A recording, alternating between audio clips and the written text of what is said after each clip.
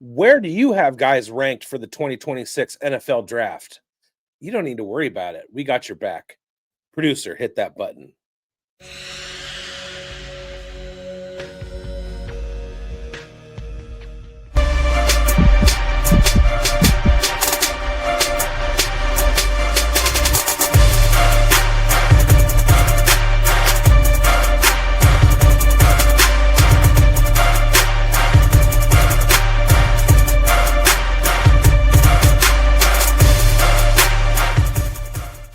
Welcome to the Dynasty Pulse on FSAN and the Undroppables and on terrestrial radio 101.5 Talk in West Tennessee. This is the finest collection of knowers of ball in the industry. There's stiff competition out there, but we're stiffer. It's been a long week, but we're rejuvenized, so lock in. We're about to wild out and hammer down to get you buckled up. I'm Bigz, with me in the Hall of Ball Knowledge. My clowns from a different circus. We got Schultzy, we got Grindberg, we got Coach Retzlaff, and we got Chev GPT. How are you guys doing? Good. Chev's already calling it timeout. What's going on, Chev? Flatline. First of all, we're getting everybody bricked up. All right? Bricked up. Don't Mandela affect this whole. Don't Mandela affect the intro, okay? All right. That was a slip of the tongue. Okay, I just wanted to make sure because I stay bricked up. Right. I don't stay buckled up. No, all right. I'm not Amish. I don't wear them on my shoes, and I don't wear a belt. It was a mere slip of the Because tongue. my pants better not try to fall down on me. Won't happen again. Well, I mean, when you're bricked up, they ain't falling down. Yeah. You ever made a pants tent before, guys? It's my towel hanger. All right, let's rein things back in here because My bad. towel hanger all day long. Sorry. Dad's back, and we gotta get this back in order here, folks. And Bigz, what are we doing tonight? What do we got on the slate? Well, I'm gonna finish watching Thursday Night Football and then probably go down and make us on the show. Yes. Today we're joined by a very special guest. He's Dustin Maul, better known as the sensei of the Devy Dojo. He's a sharp analytical mind, one of the rising voices in the Devy and Dynasty community. He brings his expertise from at Devy Dojo, FSAN, and as the founder of the Empire of the Elite, while also doing great work alongside Chev and the crew over at FF Dynasty. He's a true master at breaking down prospects, player development, long-term fantasy strategy. As we know, fantasy Dynasty starts in high school. Dustin's insight and passion for the game set him apart, whether he's repping Broncos country, or shouting "Fight on!" He's one of the best in the business, and one of the best in the business. And exciting news: Dustin and his co-host Chris will be heading up the Rookie Guide project for FSAN this year. This last one was a banger. It's going to be even better with Dustin on board. We're already assembling an elite team to bring that to life for rookie season. Let's hit the intro and bring Dustin on the show.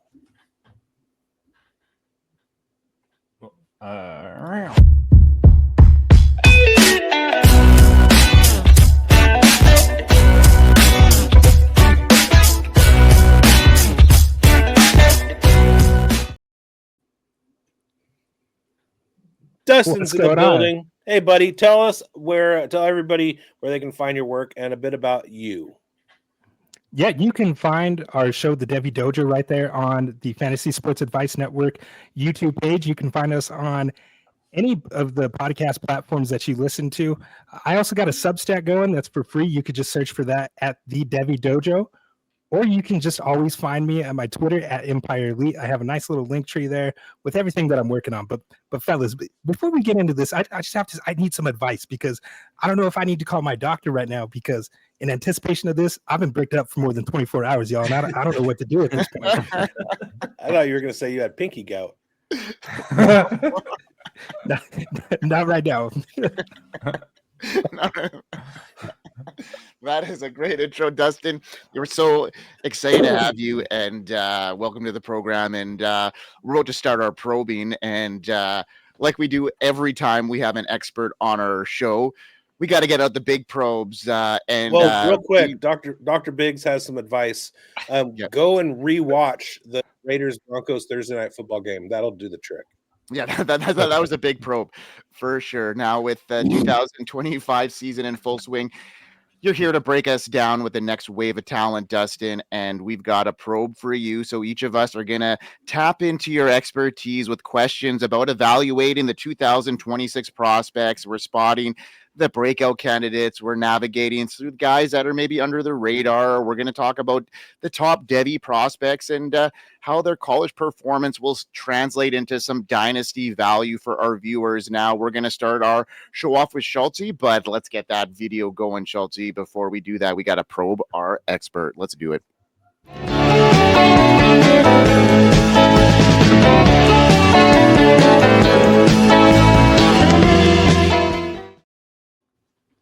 All right, Schultzy, you're up, man. All right, lead this one off. We got a real big hitter here in Jeremiah Love, and I mean everybody, we know he's the RB1. Like we already know, but I think for me is he like a surefire, just absolute stud at the next level? What do you dislike about his game? I guess, do you dislike anything about his game? And finally, in what most people are considering a weaker quarterback class, is it possible we're looking at the first overall pick in rookie drafts in the spring? Okay, well, first of all, I would say there's really no such thing as like a can't miss prospect, right? Do I think Jeremiah Love is going to be a stud? Yes, absolutely. I would bank everything that I have on that. But I think he's a really good bet to make. And I think just back to the 2023 NFL draft class, right? We had 3 quarterbacks taken. They're very highly in rookie drafts, and CJ Stroud, Bryce Young, Anthony Richardson, and still Bijan Robinson was the consensus 101. And with Jeremiah Love, he's somebody that I hold in that same tier as a prospect. So, I mean, in terms of his game, Schultzy, there's a lot of things to love. He has that spike week potential. If you've ever listened to any of my work on the Devy Dojo, I'm constantly talking about that chasing those backs that have the ability to hit the home run shot on any given play. And just the ability to flip a fantasy matchup any given week, right? That's always what I want to chase. And if you want to look for like a real life example from that, or for him from that this season, just look at Boston College a couple of weeks ago. He had that 94-yard touchdown run. I've talked about it with Chev, where like he was running, and as he was going, he looked at his sideline, at his teammates, and it was just like, yeah, I'm him, right? Like, you guys know who I am. This is my Heisman moment. Going back to the college football playoffs last year against Indiana, he had a 98-yard touchdown run. He has a 50% breakaway percentage, according to PFF. Like, all of that is just further evidence of that spike week potential that he provides. And at 6 foot, 215 pounds, he's not just all speed. He's actually a lot more physical than I think the casual viewer would ever really think or realize. Of his Power 4 leading 1,135 rushing yards, 724 of those have come after contact. So I think Jeremiah Love is like one of those backs that has the rare blend of elusivity and power. He's like this truly dynamic and special prospect. And honestly, he's my lock for 101 in Dynasty rookie drafts. Just look at his run versus Penn State last year in the playoffs en route to the national championship. It was like they had to have it right. Only 2 yards. Abdul Carter was there in the backfield. He did like a little mini hurdle over him. He was banged up, had defenders all around him, and he just kept pushing and driving, and he did get that touchdown. And I just said on our last show that we did, like, that really points to the heart of Jeremiah Love. So everything that you need to know about him is just all in that one single play. I think that's like a character defining play of who Jeremiah Love is. If I had to like knock his game, Schultzy, I would say he can kind of get caught standing upright. I think anytime you have those kind of taller backs, that's always a problem or an issue that you can have with him. But otherwise, man, like I regard him as a special prospect.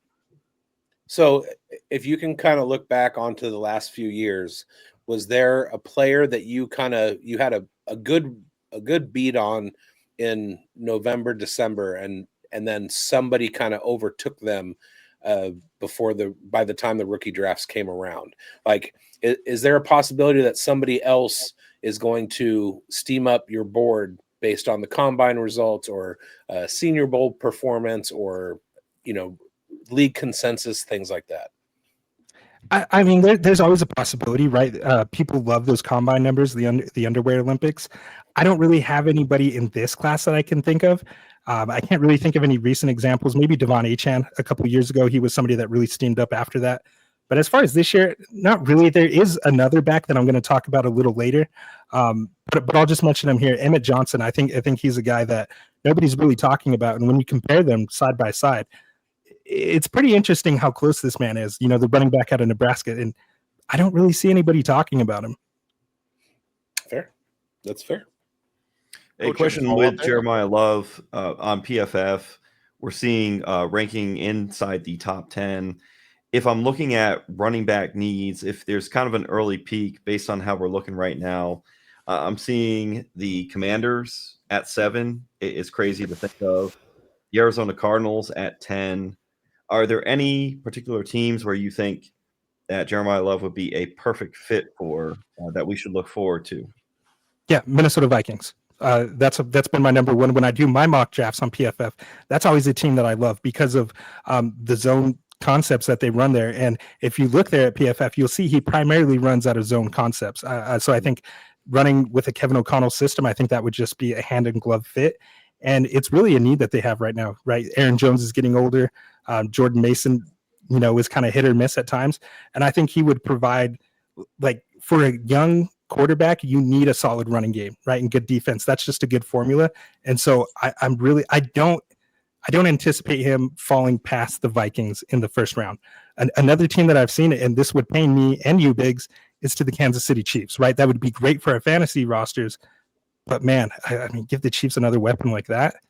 Pretty scary. Commanders as well could be in line there. You know what I mean? They have a gaping hole in their backfield as well. And you know, there's some needy teams here, and it looks like he's kind of the prize of the draft here, and especially at the running back position. When you look at all the other positions, in my opinion, and I haven't dug completely deep into this class just yet, but from what I gather, it's the wide receivers that are a little bit deeper here. There'll be some value later on, but I think this first round is going to be tight, and Jeremiah Love is going to be the sparkle in everybody's eye here, I think. Oh yeah, absolutely. I want to apologize, Coach. I had fast forwarded too far in the show sheet, and it said Bigz to comment, and then I had to go back and unscroll. So I totally stepped on you, and I apologize. I thank you for owning your unscrupulous manner. So I appreciate you. We love it. Okay, unscrupulous. Put that on what's crazy is I didn't even register that I was supposed to comment. It came up, man. Wonderful, man. I love it. We are a well-oiled machine as usual on the show, and we're going to keep it flowing as we do. Hey, I always tell my students it's free to pay attention. Beautiful. Dustin, can you free to pay attention? Can you talk dirty to us about KC Concepcion, right? NC State here. Where would you rank him in this class? What kind of archetype of player does he remind you of? I'm seeing on PFF late round 1. I would say pick 32 to 40. There's like this glitch where from 33 to 40, early round 2, you can get some of these wide receivers who can get selected. And I sit there and think, man, there's a glitch in the system where there's going to be a team that basically cheats itself to getting 2 first-round picks because you can get some of these receivers who somehow kind of fall to day 2. With his sophomore slump, Concepcion, it's so gratifying to see what's happened this year with the transfer to A&M. Yeah. And he's off track 1 year from CJ Bailey. I think if he would have been on track for another year with him, but that's just, neither here nor there. I'm so happy as a State fan that Concepcion is hitting so well. So am I right in all this? Is that the right track? Talk dirty to us about KC Concepcion and let people know if they're really not on, they might be on like a Jordan Tyson. They might be on a Jordan Love, but why should they be hyper aware of KC Concepcion? Yeah. Hey, look, man, you want me to talk dirty to you? You might have to mark this as NSFW because Casey, he's not just a gadget only type of player anymore, right? You talked about the transfer from NC State there to Texas A&M, and there at NC State, he spent 2 seasons where he played 93% in the slot, and then the next season was 82% of his snaps out of the slot. But now this season out of Texas A&M, it's dropped down tremendously, like to only 35% in the slot compared to 65% out wide now. So Concepcion is not the biggest guy out there, right? But I think what I love about his game, coach, is that he shows those strong hands at the catch point, and he's straight up just not afraid of contact.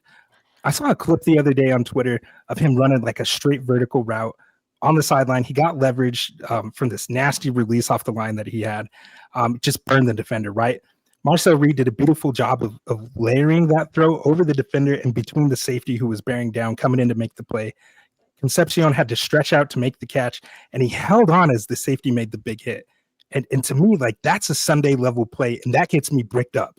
Like, I saw that and I said, "Ooh, that reminds me of a former Bronco that I saw make a play against the Colts in Emmanuel Sanders." So when you ask me what archetype is he, I'm not going to give you some gadgety guy. I've given you Emmanuel Sanders, similar size and frame. I think similar play style there. They're versatile, right? He could play outside, and we know he could play inside, and he could really attack you at all three levels. The biggest knock that I have on his profile, though, and it's something I talked about with Chev the other day, are just the drops. He's got 6 already this season, and just in the last game alone against South Carolina, he had 2. He had 2 really bad drops in the red zone, and I don't really understand what happened. He cooked the defender on a slant, like he sold the fade, and then he cut hard on the inside. He cut hard, and then he was wide open, had miles separation, and for whatever reason, he decided he had to jump. And boom, there goes the ball. And it's just something that I've seen a lot of times. So I'm not overly concerned because I think that's something that he can clean up. That's something that can be coached out of him. Just don't jump, big dog. Like you already open. Just bring it in. Bring it in, and you got 6 easy points. But of course, he went on to have a really, really nice game. So I think, like, if I had to rank him, while he is a riser for me, I still have other guys like Chris Bell, Chris Brazel, Denzel Boston ahead of him. So I'd put him at like comfortably wide receiver 6 right now. But again, that speaks to the depth of this class. And like you said, 32 through 40, there's some tremendous value there for these NFL teams. And I think he's going to be a value in your dynasty rookie mocks too, as a name to really pay attention to, because he does have a stigma attached to him that a lot of people are going to say, oh, no, he's just a gadget guy, right? Like, he just plays out of the slot, doesn't play through contact, maybe something like that. Like, just the people who don't watch football, just go watch football and you'll see for yourself. Like, this guy is really, really good. Well, we'll let the look at the freshman year, his true freshman year, where he just ate. It's like you can't unsee it. Mm-hmm. And then the dip happened. It's a nonlinear process. And then it's been so validating to see his junior year run out and put things together. Would you say part of that critique on what happened with the drops do you think that's just a matter of concentration? I think more likely. I mean, he, like I said, he shows strong hands. So I'm not concerned with it really being an issue outside of concentration. And then again, just like the random jumping, like, I don't know why you're doing that, man. Just bring it in. So again, it's not a huge concern of mine, but it is like, we got to talk about knocks on these guys. And it's the one thing that I have seen pretty consistently this year. He's ranked in the top 3, I believe, in terms of drops in the Power 4. So it's not the side that you want to be on for sure. But as we see from his sophomore year, the fact that he is even wide receiver 6, awesome, cool. And I'll stop interrupting Bigz. It's okay. Tip for tap, baby. We see every year somebody comes in the league. There's a knock on him. Oh, Jackson Smith and Jigbo lines up in the slot too much, and now look where he's at. And then the drops are there, but Isaac Tesla had 0 drops like last year, and you can see the difference. All we want is a guy to have 120 to 150 target volume. And if Concepcion can get himself to a team that has a usage rate like that, he can drop 4, 5, 6 balls. That's totally fine. Give him 140 targets, and drops don't really matter. Yeah, absolutely. I think if we could get him to like a creative offensive coordinator that could utilize him to the best of his abilities, then he can play out of the slot. Then he can be a gadget guy as well too, right? That still scores you fantasy points. I think there's like this negative connotation that comes with it because they profile him as like a one-trick pony, and this is all he can do. And that's not all he can do. And he showed that. And like Coach pointed to his freshman season, what did he have, like 800 yards or something as a freshman, a real breakout? I mean, the talent's always been there, right? And I think as you've seen him grow and continue to develop his game, he's just a more complete wide receiver now. Like, go figure. So many people want to write the profile on these guys. Like, they want to write that end chapter before the book has even been finished. Whew. Whoa, bars. So coach mentioned an archetype. Is there like what type of receiver do you see him becoming in the NFL? Is there maybe like a recent comp that he reminds you of? Yeah, Emmanuel Sanders for me, just because of the alignment versatility, right? You could go outside, inside, fearless over contact, and that's why I chose Emmanuel Sanders. I wish I had the video for you guys, but there's a play against the Colts that Emmanuel Sanders made, very similar to the one that I talked about with Casey Concepcion, where it's a vertical route. He beat the corner, and the safety's coming over the top.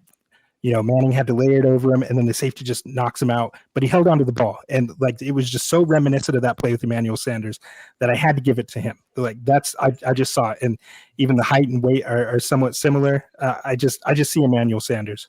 How about team fit? I would love to see him go to somebody like the 49ers. I think when I talk about that creative offensive coordinator, like that's a dream spot. We'll see. They've already invested pretty heavily, right? Like they paid Brandon Ayuk, have Ricky Pearsall there already, Juwan Jennings. Like they have guys, and I'm not sure of like what their contract situations look like, but I know a guy like Mike Shanahan. If someone like that is available, I think they're going to have a really hard time passing on him just because of everything that you can do with him. Love it. All right, Bigz, what's your question for our guest? So we look back over the last few years in the way that NFL teams draft quarterbacks. And when we're trying to gauge a quarterback, we look a lot in rookie drafts at what their draft capital was. We had the Kenny Pickett year. We had Will Levis, Malik Willis, a bunch of guys that seemingly were drafted a little bit higher than they should have been. And we've had some classes where it was like, none of you guys should have gone in the first round. We got a reprieve from that a little bit in 2024, Jane Daniels emergence, etc. And then last year, or for the 2025 draft, Cam Ward trying to come along. Jackson Dart sneaks into the first round. He's showing that kind of level of play. Is this another quarterback class that will keep teams from drafting in the top 10? Or is it going to be like business as usual, teams overdrafting quarterbacks, and Mendoza to the Raiders is a lock? To the Raiders. Well, let me put it this way. Since 2000, there have only been 4 drafts that have not had a quarterback selected within the first 10 picks. And of course, the most recent example being the 2022 draft that you just alluded to with Kenny Pickett. So while this quarterback class might not be what we expected, it's not what we anticipated, it definitely doesn't have the guys at the top that we all predicted over the offseason. They all fell off. They all fell off, but I still don't think that it's that level of weak, right? And the Raiders need a quarterback desperately, but I think, Bigz, that they might want to focus on building that offensive line first, or it might not even matter who they have there with the quarterback, right? Especially playing in the AFC West, with my Broncos there and our defense, what we got going on. I think you guys might want to focus on that. And I think to realistically get a shot at someone like Fernando Mendoza, you're probably going to have to trade up with whoever has the first pick, which as of now is the Titans. Sorry, Chev. Right, man. Strays. Arvell Reese, me talk nasty to me. Yeah, man, I would love that. Right. I don't want to win another game in 2025 or the beginning of 2026. I'll go back. I'll hang up and listen. My apologies. So that's what you guys would have to do to get Fernando Mendoza, and I think that's where he goes. I think ultimately he's going to be the first overall pick.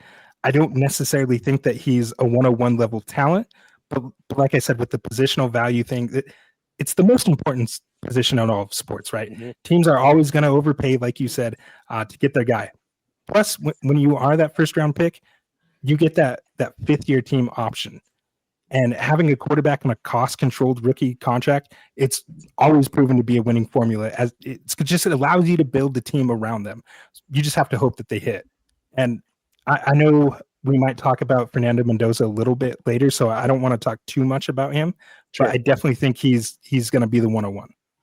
It's been interesting because he's a guy that I've been talking about since like when we had Mike Valerie on our first show. I had him pegged as a guy that he was steaming up just because of that transfer, and I was really interested to see how that went down. And we talked about it twice with him, and now we're talking about him again as a guy that's been steaming up.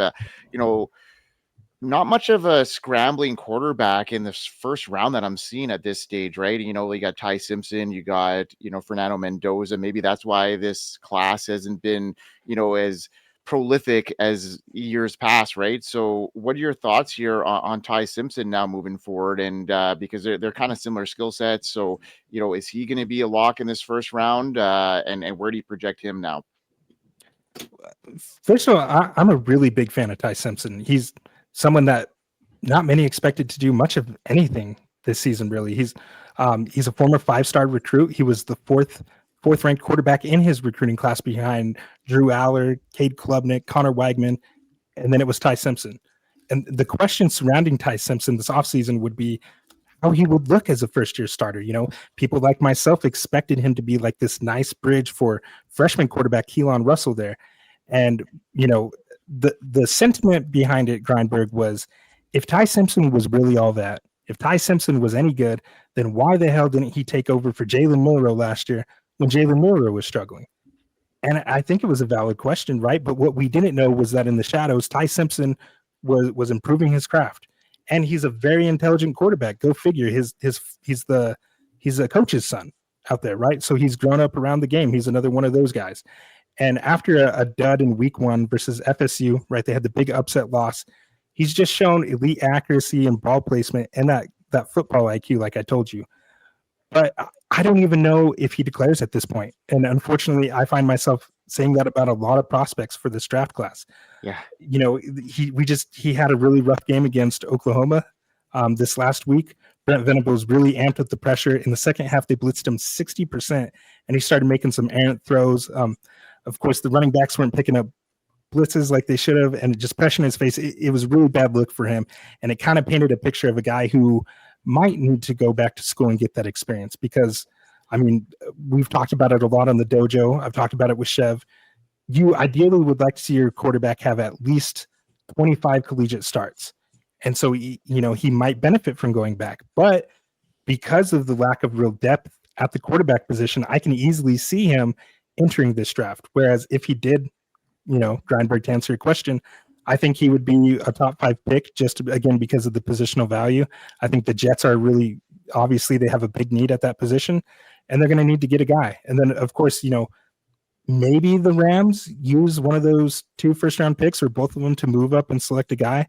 That would get me really excited. And, but we really thought that Lenora Sellers and other quarterbacks in this class were going to take that jump. That was the one all of us in the fantasy community were really hoping for because we saw that tantalizing rushing upside, right? The Konami level type of guy. And unfortunately, like it just hasn't looked good for him either. And he's most likely going to return as well. So it's just been disappointing overall. But if Ty Simpson does declare, I'm in on him. Like I'm a pretty big fan of Ty Simpson. There you go. All right.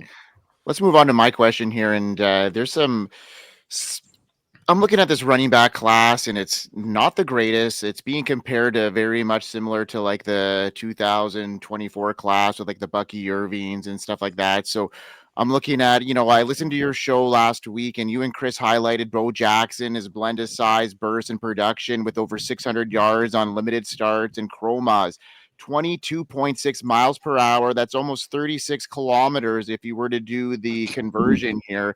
That's a great track speed and fluid. Why would we ever do that? This is America. Yo.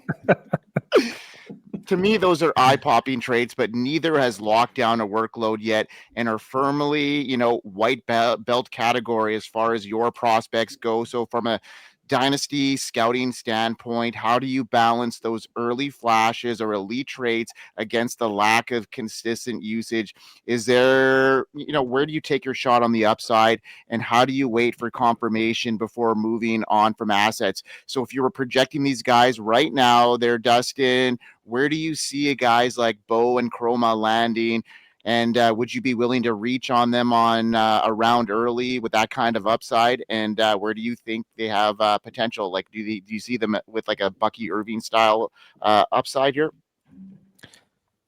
Well, firstly, just to clarify, the color belt tier system, it's not necessarily like my Devy ranking, but it's just a fun way to show the prospect's draft trajectory. So within a certain set of specific criteria and traits that they have to fit within each color belt.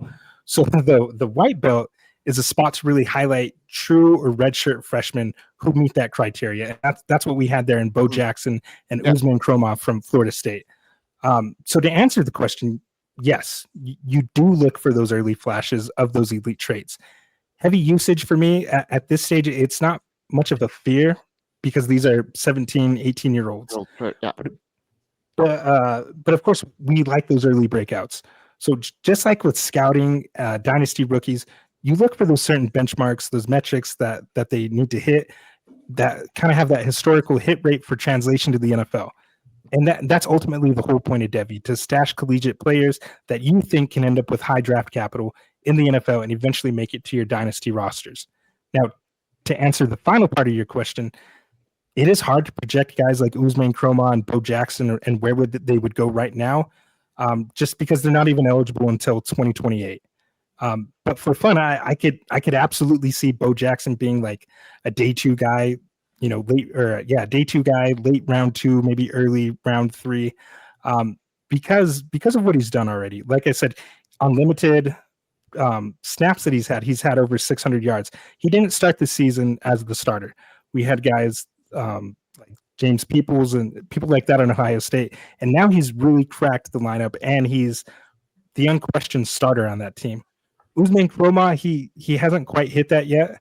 I think he's the most talented back on that team, but we just need to see more from him. So for his evaluation is a little murkier, but his skill set, man, is so clean, man. It's so fun to watch. He's 6'1", damn near 220 pounds at 20 years or 19 years old, just turned 19 years old. He's an athletic freak, someone at that size. So his projection for the NFL draft is a little murkier, like I said, but the talent and traits are evident. So that's a player that you should strike on if the owner isn't aware of the type of asset that he has. Like if you're in a Devy league with somebody who has him and he was this hyped up 5-star recruit coming out of high school and he's like, man, he's not producing, I got to get rid of him. That's always in Devy a good time to strike, because there's a lot of people out there that just box score scout. So the reason why I was asking those questions is because I listened to your show, and by the time we get tape on these guys up here in Canada, it might be 2030 anyway. So I was needing to get a little bit of an earlier stab on them, and they were interesting because these are the type of guys that I look for when I'm looking at these Devy rosters, and I'm looking at my rosters and in the future on guys that have that elite upside trade and could potentially bust if they have the opportunity. And these are the guys I'm looking to capitalize on my rosters now. So I love him, man. Bo Jackson's going to be a lot of fun. He was really hyped up. His real name was Lamar Jackson. I don't know if you guys knew that. He's not even really Bo. He's actually a Lamar Jackson. But he's so much fun, man. He runs with doesn't power. matter which way you slice it. That's a winning football name. I mean, geez. Yeah, seriously. Yeah, seriously. Chev, you've been quiet all night, and it's unlike you. Are you under the weather? What is happening in the world of Chev GPT right now? Listen, guys. Listen. I don't have main character syndrome. I can sit back 1,000% and just soak in the amount of ball knowledge that is being displayed amongst the members tonight. I don't have to say much. I love it. Like I'm just enjoying the dialogue, and we're getting off the beaten path and talking about dynasty stuff. We're talking about college guys. College guys turning into NFL guys. If you want to know and get good and gain an edge in dynasty, then you learn about the college guys. If not, then just like find your favorite podcaster's favorite Twitter account and then just listen to what they say and don't do your own work. And then you know, your historical hit rate goes down tremendously, but you still make content or whatever. Hey, that's a different story for a different day. Hey, why don't we talk about a running back from the 2026 class? We talked about the young bull. You know, she had the old lion. Now she wants the young calf. All right. So we're going to go back to the old lion right here. We're going to talk about the 2026 running back class. tell me about one of your favorite guys, one of our favorite guys. All right. It's like he's both of ours, but you can keep him at your house. Jonah Coleman. Oh man. Okay. I wasn't expecting this bad. Jonah Coleman, man, has been one of my guys since he was at Arizona. Right. He came over with Jed Fish to Washington after Kalen DeBoer went to Bama, brought him along, and he was like, this dude is going to be the engine of my offense. Last season, he was listed 236 pounds, just this powerful train out there, just knocking fools over. He even hurdled a few dudes. Like at that size, it was so fun to see. Rushed for over 1,000 yards, 10 touchdowns, I believe. And now entering this season, man, I shared it with you right when it happened, Chev. He dropped down to 222 pounds, got to 8% body fat, and he started this year on fire. Like he looked like one of, if not the best running backs in the country.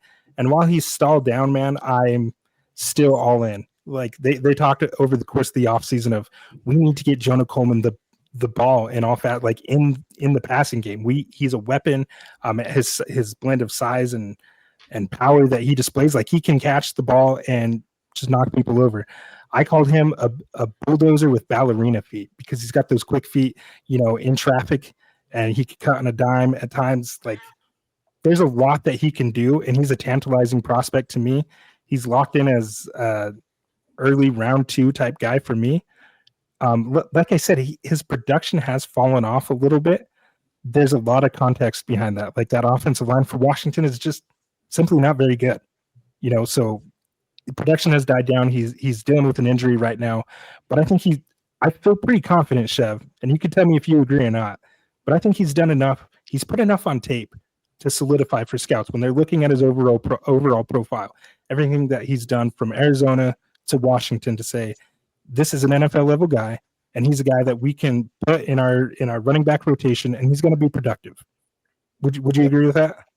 Hey, pal, look, once I see you be good at football, you're going to have to show me a bunch of examples of you not being good at football for me to stop believing that you're good at football.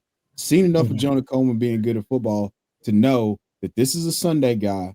And look, I'm probably going to be loud and obnoxious about Jonah Coleman at some point. I will always hat tip you because you put me on game. All right. But this is a whole Pam situation with him and potentially being the thick version of Bucky Irving with the way that he moves and evades tackles and stuff. So really excited about that, which leads me to my next question. So with you being so sharp on the market, and the stock of players and who's rising and who's falling, and, I appreciate you for bringing me along the ride and allowing me to do a lot of this rookie stuff, with you that we've gotten into. But how much do you maneuver and figure in like, hey, this class could be, low key loaded. Like we could be looking at a Bo / Lamar Jackson and, an Usman Chroma in the class of 2027 to 2028. Are you accumulating those extra picks that don't, hey, throw me a 2028 second. You don't want to do a 2027 second? That's fine. Throw me a 2028 second because you don't know, it could top out at, mediocre production for these guys. But the skill set is always there. It just might be, hey, this guy was underutilized. This guy's Alvin Kamara at the University of Tennessee. So how do you factor in what the market looks like for a class, and does that factor into your decisions as far as draft capital go? Yeah, it absolutely does. And when talking about edges in Dynasty, like this is one of them. And this is how you gain an edge is you start to learn the collegiate prospects ahead of time, not just the incoming draft class, but the one after and the one after that. And so I do it as much as I can. Of course, it's going to be team dependent. Like in 2023, that was a class that I actually was investing a lot in because people were, I think the general thought behind that class early on was that it was weak and you need to sell those picks because 2024 was on the horizon. And I was looking at that class like, I don't know, man, we got a Bijan Robinson, a Jahmyr Gibbs, right? Like players like that I was very, very bullish on, including a Devon Achane, who I don't know, a lot of people who were higher on him than me at the time. And so I almost do it reverse, right? Like I want to attack the other side of it. Like if people are saying this class is weak, I'm probably going to be like, okay, let me invest in that class. For example, like just this season, like we've seen on KTC, 2027 picks have now rose in value over 2026. because of this notion that it's a bad class. And I'm sitting here going, okay, I'll take those 2026 first for cheap, and then I'm going to profit. But the inverse is also true. I have absolutely done the opposite of that, where I've invested in 2024 or 2027, for example. But 2 years ago, I was asking for some 2027 seconds, on top, because I was well ahead of the game, saying, hey, you know what? These guys coming in are pretty good. This class is looking like it could be something. Let me try to get ahead of the curve before the value of these picks overtakes 2026. And now I got all these picks locked in my pocket, and now I have this liquid asset that I can either push in for contending assets, or I could just hold and wait till the draft and then sell or make my pick. Like, it just provides a variety of options. And while we're talking about it, Chev, like 2028 is looking pretty good too. Like 2028 looks like it's going to be another really good class with Bryce Underwood, players like that. So there are so many productive freshmen this year at the wide receiver and quarterback positions that if they are early declares in 2028, they're DeCorian Moore, the kid from Miami, like Malachi Tony. Malachi Tony. I couldn't come up with the Tony part. There's a ton. And they've been a boon in my Devy teams just because nobody wants freshmen right away. So I was drafting them all over the place, and they're really, really good. There's a ton of them. Well, a lot of quarterbacks being able to start too. Like, not even just quarterbacks, but there's players able to start right away and be productive. Malachi Tony was one you talked about. I like Malik Washington. Yeah. They're from Maryland. I think he's really good too. Someone I'm very bullish on. So I'm liking the looks of that class too. So there's been a couple leagues where I'm like, you know what? It's 3 years out. Just, little cherry on top. Throw me a 28. Throw me a 28 pick on there, and we'll call it good. This is awesome.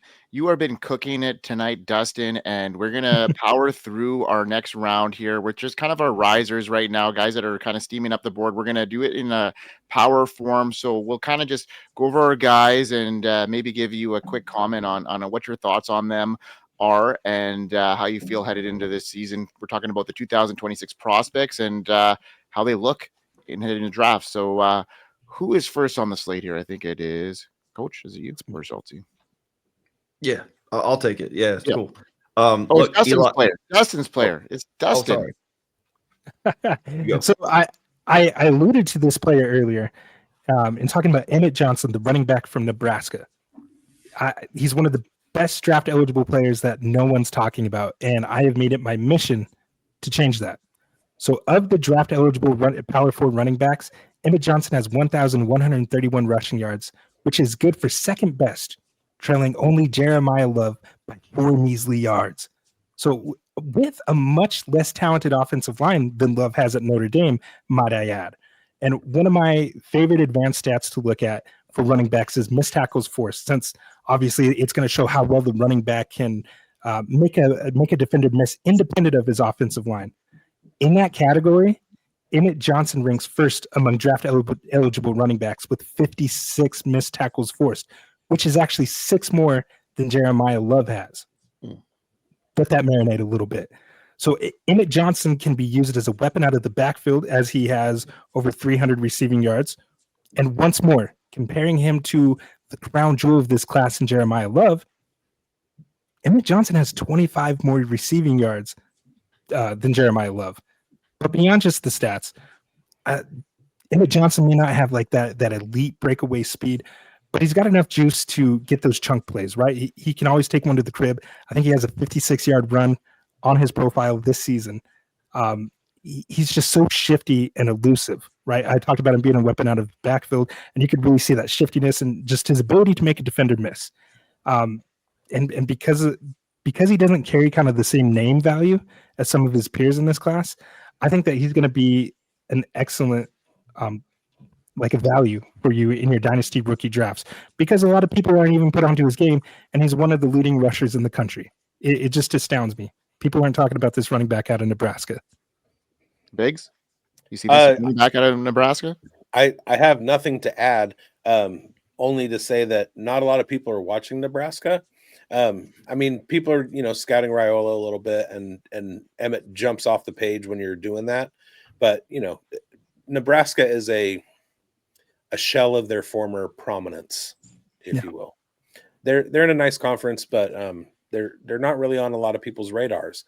I look at a lot of G4 teams, and there's a ton of really productive players out there, but then obviously they don't get the draft capital and stuff. So it's easy to fly under the radar when you're playing Devy. Yeah, for sure. All right, Schultzy, who do you got a spotlight today?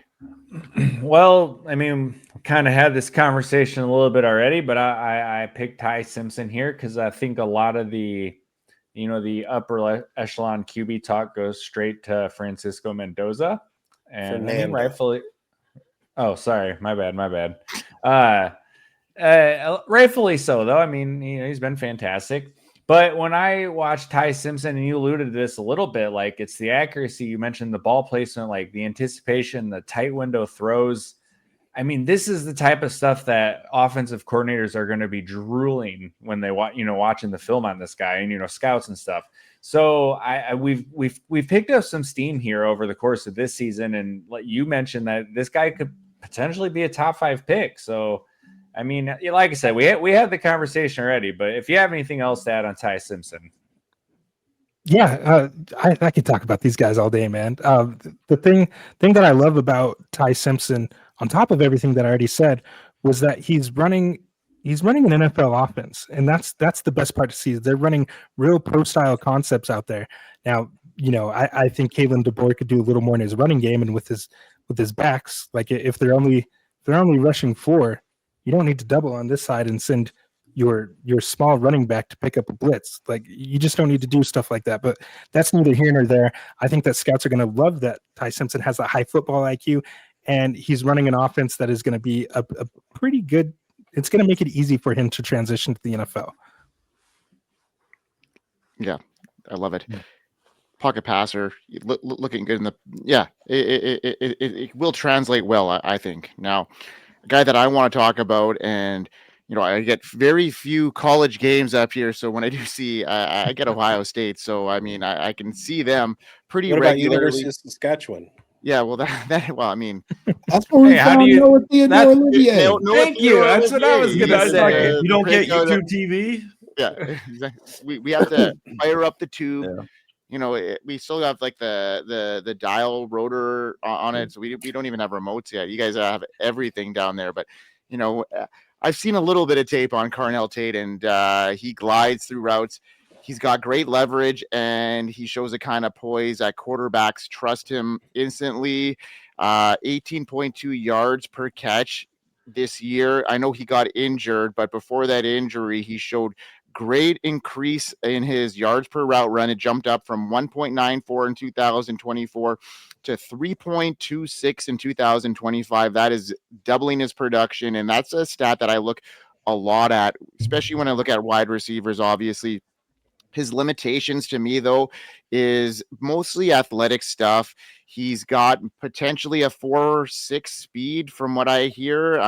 That won't scare corners. It's not going to make a house call on a slant, but he is probably going to have his hands full with press coverage as well. But heading into the draft, I think he profiles as a plug-and-play guy, an NFL contributor, someone that will thrive on timing-based West Coast-style offenses.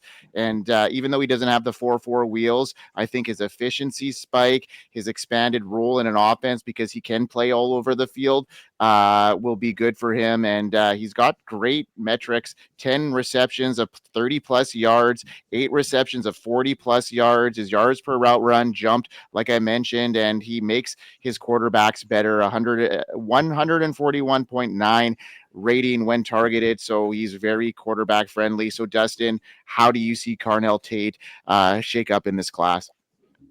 He's a top wide receiver in the class, hands down for me. And you pointed to the speed, or rather lack of speed, and I think when you have that in your game, you have to be able to have other skill sets that make up for it.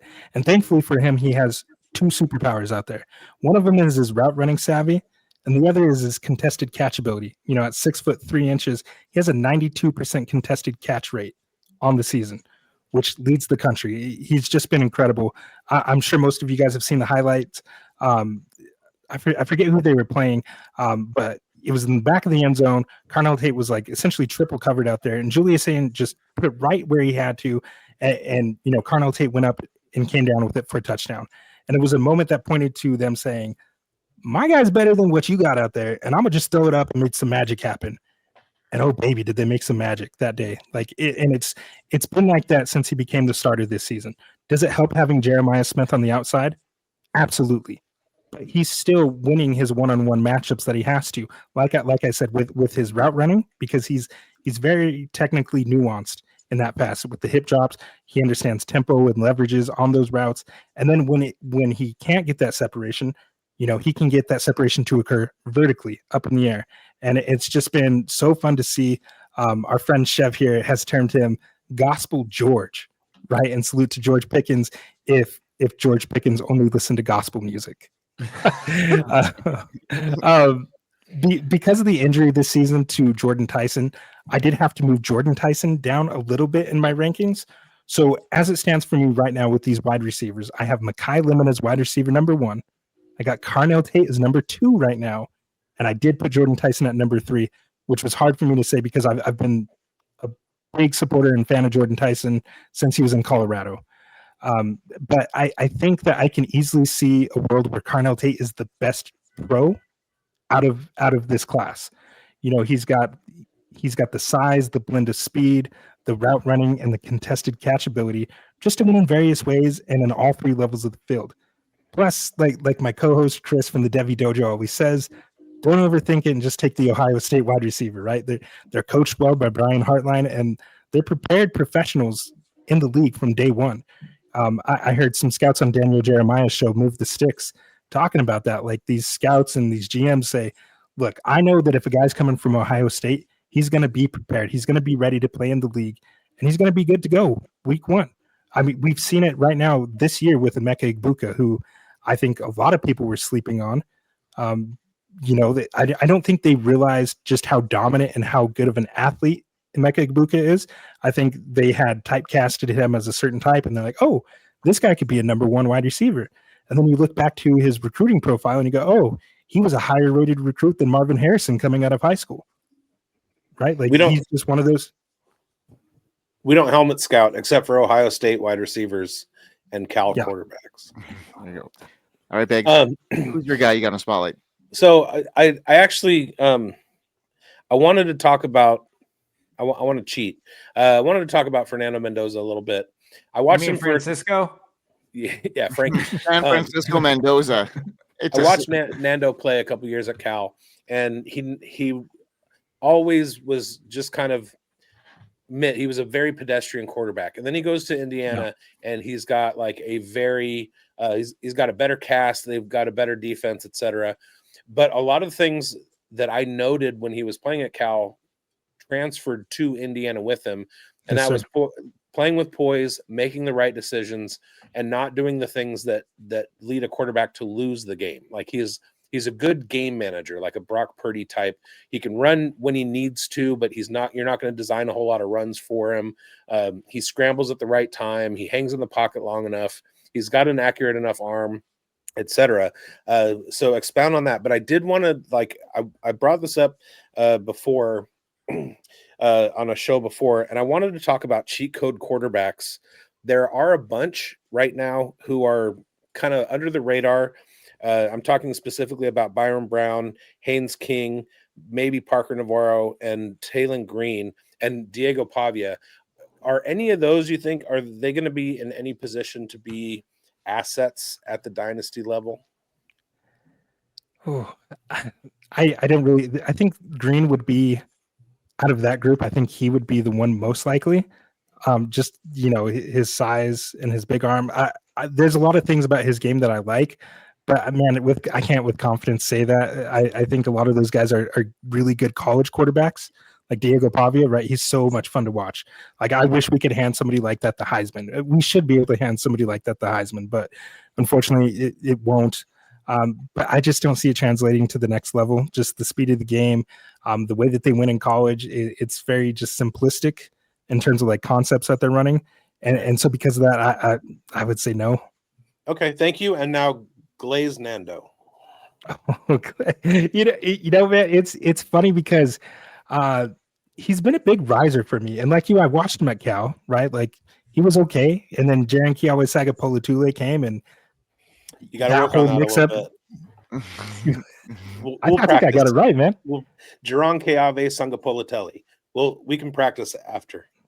All right, yeah, I'm looking forward to it, man. Yeah. Teach me how to roll that tongue. All right, You got 3 years.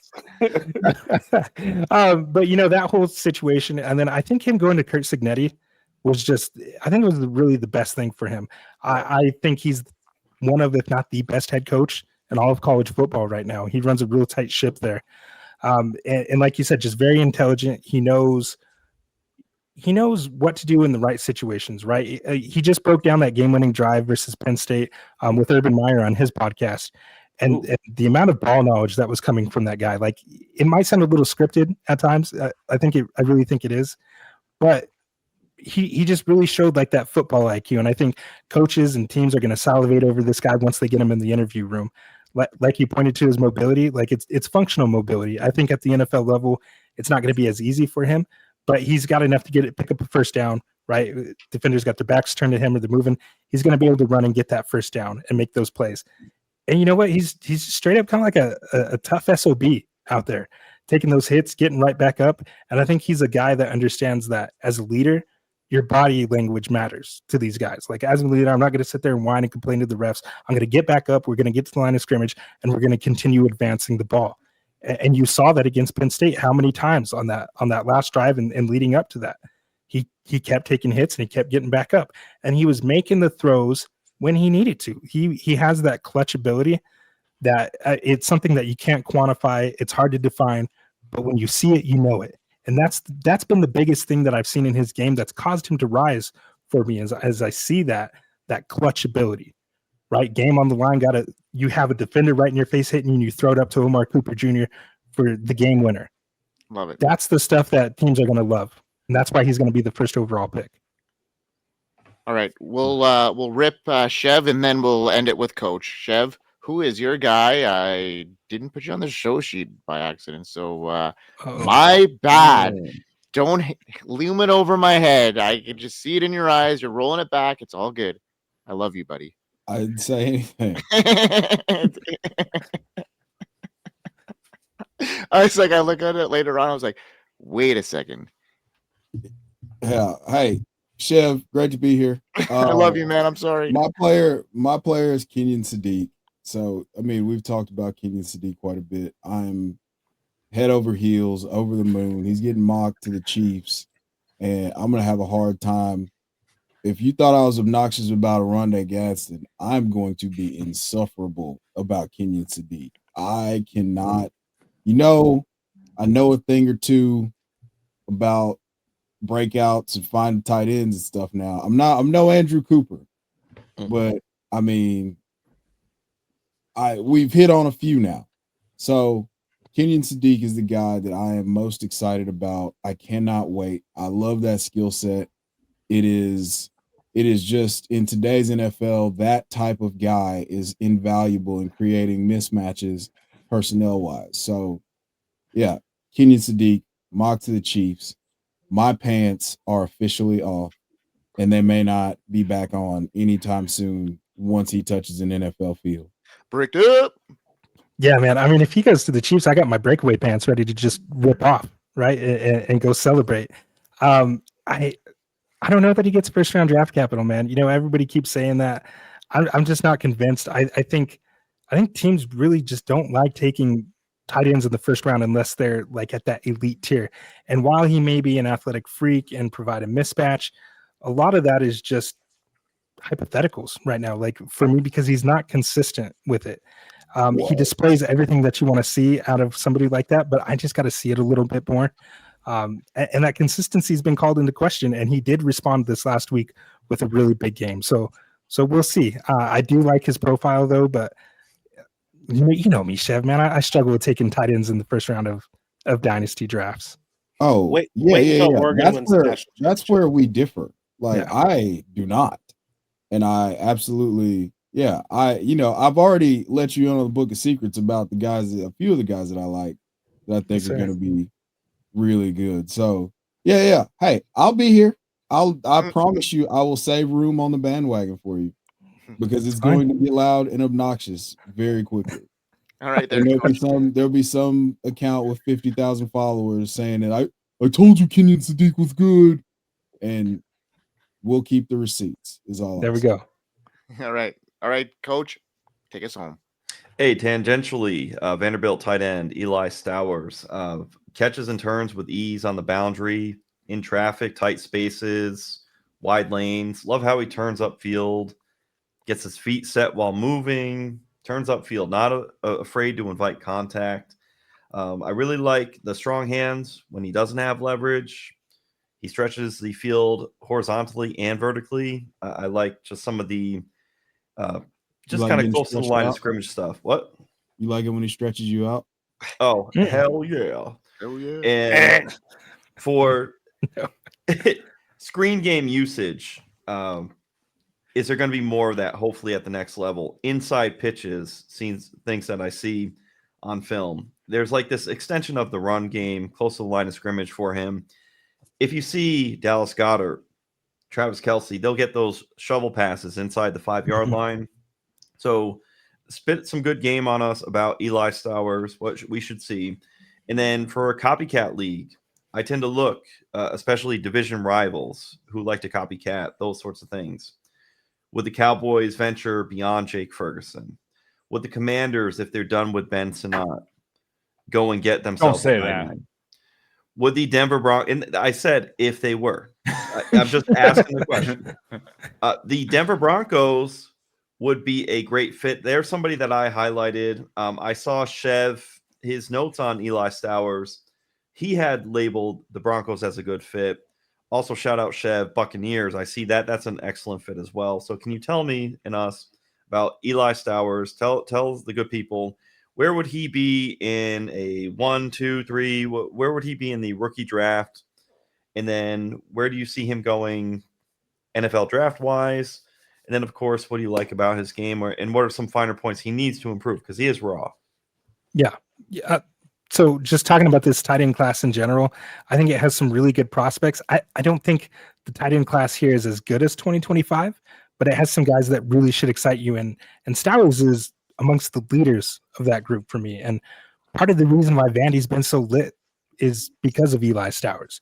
I'm sure you knew this, but he's a former collegiate quarterback. So he provides some versatility and some athleticism that you don't typically see from people at that position. Like, I immediately think to Tyler Warren from last year, being able to do those wildcat formations and things like that. And so when Chev mentions my Broncos as being a good fit, that just clicked to me. I'm like, oh yeah, I'm sure Sean Payton would love a tight end that he could use in a versatile way, right? Like, he's never done that before.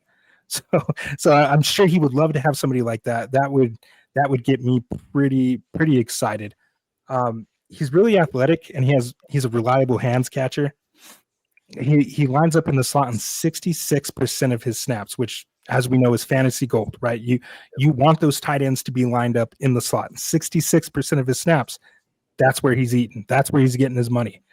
He leads the team in targets, receptions, and receiving yards. So one thing that all first-round tight ends in the NFL shared was that they had a dominant target share. That's something that Eli Stowers has.